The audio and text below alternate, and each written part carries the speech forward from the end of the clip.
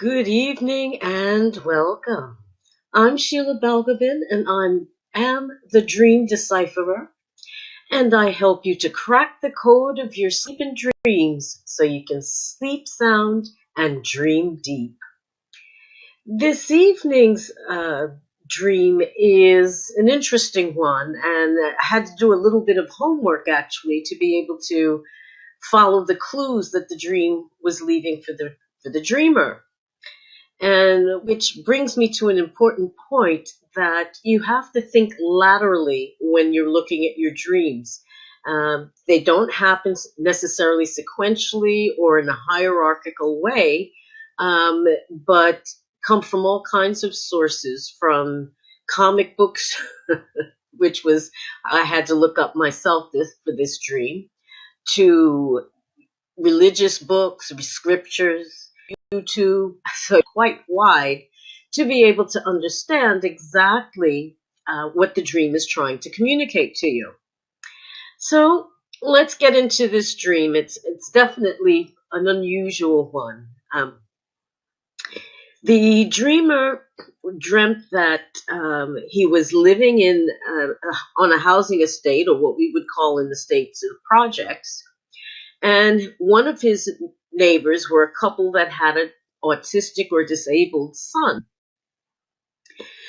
During the course of the night, the dreamer found that the child had somehow left the apartment that the family lived in and appeared to have fallen down a flight of stairs. But when the dreamer saw him and went to advise the parents that the child had fallen down the stairs, when they got to the stairs, no child. So the neighbors quite rightly looked at the dreamer as if he was either crazy or playing some kind of very sick prank. It was only later in the dream that the dreamer found out that there had been the presence of an alien entity who the dreamer likened to Venom in Spider-Man. And that's where I had to look up comic books to find out who Venom was. Apparently, Venom is sort of like the alter ego of Spider-Man, dresses similarly but in black, and possesses people so that he can, commit mayhem whenever and wherever. So this alien entity that the dreamer had identified had somehow possessed this child and moved the child from the stairs back to the bedroom without anyone noticing or even understanding what had happened.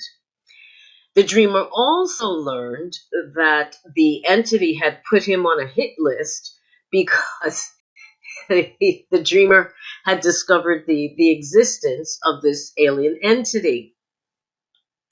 Now, you could have an absolute field day with this particular dream because there's so many little elements to it.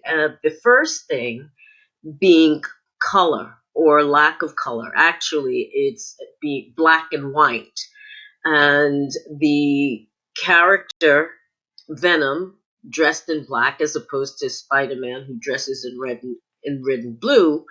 But what's different about this is that it's the fact of color appearing or not appearing in a dream can be significant, as well as the time of day, the time of year, etc. So there's something juxtaposed here where you have the image of the calling up of Spider-Man as the good soul. Then you have his counterpart or alter ego as Venom, which is the name in itself is quite significant as well. That functions as a counterbalance, as a counterweight to this good character. So, what is it about Venom that I find fascinating is the fact that this character, this entity, acts by possessing others and forcing them to do his will. And there's something about living in a tower block or in the projects, as we say. And it implies, even the name is living on a housing estate. You have the various social estates, from the first estate, which is the nobleman, to the fifth estate, which are the journalists and people who do public communications. Now, assuming that a person, not always living in a housing estate, there is that perception that they're somehow of lower estate, lower class. And it's interesting that out of all of the neighbors, that the one that seems to have stood out was this autistic child. Now, children represent innocence, they represent all kinds of things. But what exactly did this child, who is disabled or autistic, represent for the dreamer? It's something perhaps to think about. Is there a situation in waking life where there are he may be working with or dealing with people who are disabled or autistic? That's something to consider, given the nature of the dreamer's work. Now, there's also something about, let's see, why does the dreamer take more notice of the child rather than the parents? It's interesting that how does the dreamer notice that this child disappears out of his bedroom and at the bottom of a foot of stairs, and the parents not even noticed that the child was missing or gone? Well, we'll come back to that one. But again, the child represents something. Is it innocence? Is it helplessness? Is it being being dependent upon others? What is that actually evoking for the dreamer?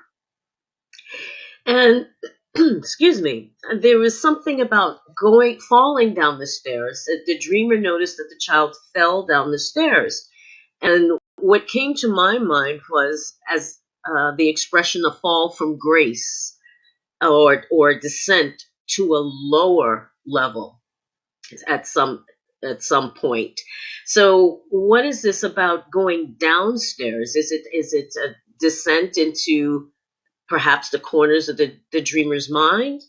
Is it about falling from a higher state to a lower state? That there's something about that could be looked at a bit more.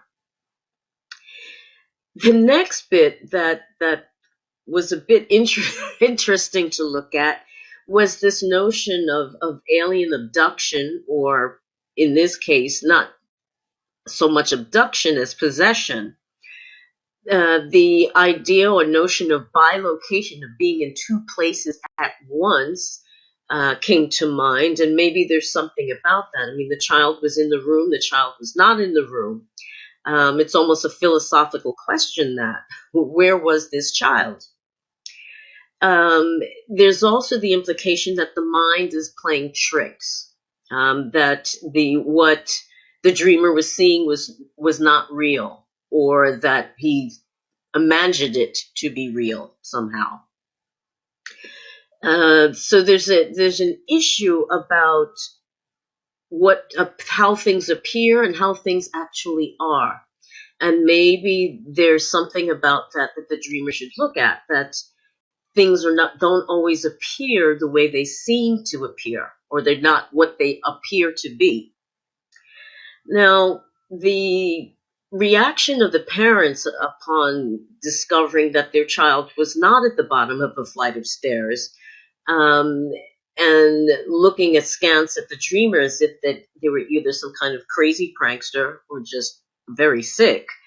And there's something about the disapproval of others, and sickness, whether you're the sickness of the child who has health problems, or the sickness of being so cruel as to cry wolf, and setting off false alarms, perhaps.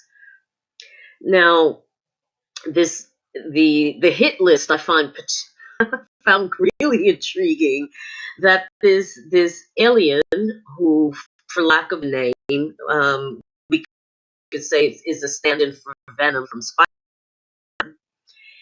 and this entity has its will, but it's a symbiotic relationship Venom has that in the Spider-Man comics. Venom is symbiotic in nature. So not only is it using the other person to survive, I'm not sure what the by Venom, but nevertheless, it's a symbiotic relationship where the two are intertwined quite intimately.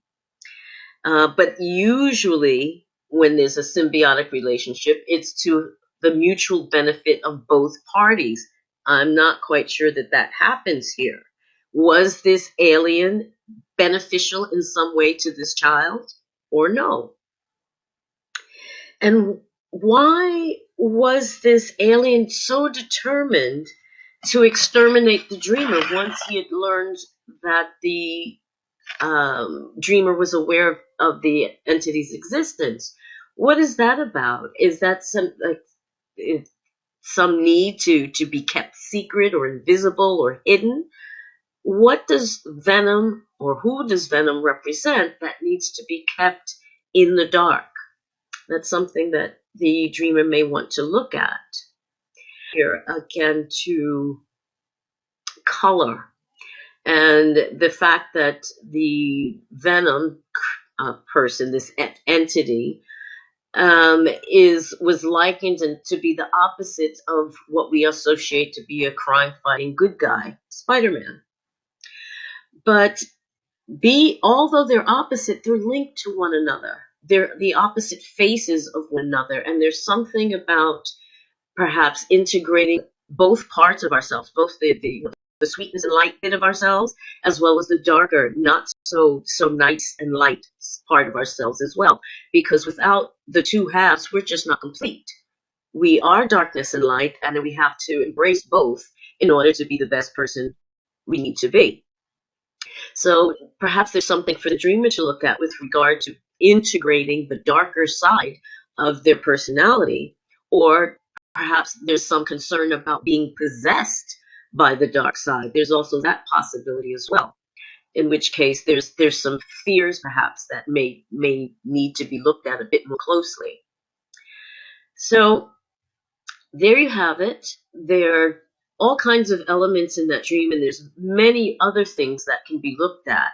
And again, when we look at dreams after a period of time's passed, we can still pull out more information because we have newer experiences, newer, different understandings of things, and can look at the dream from a slightly different perspective with the passage of time.